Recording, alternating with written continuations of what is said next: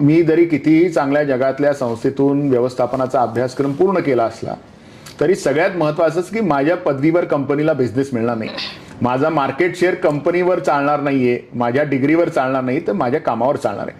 त्यामुळे मी काय कंपनीला रिटर्न ऑन इन्व्हेस्टमेंट देऊ शकतो.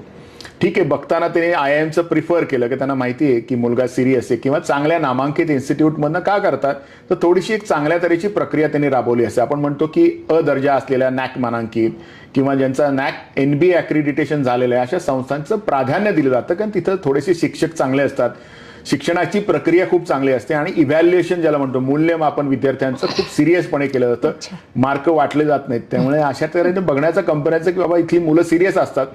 परंतु कितीही मुलगा कुठल्याही चांगल्या संस्थेतून असला आणि कंपनीला अपेक्षित रिटर्न देऊ शकला नाही तर निश्चितपणे कंपन्या काय भावनिक आहेत त्या व्यवहारात आणि व्यवसायात कोणालाही असं ठेवणार नाहीत की ज्याच्याकडून त्यांना अपेक्षित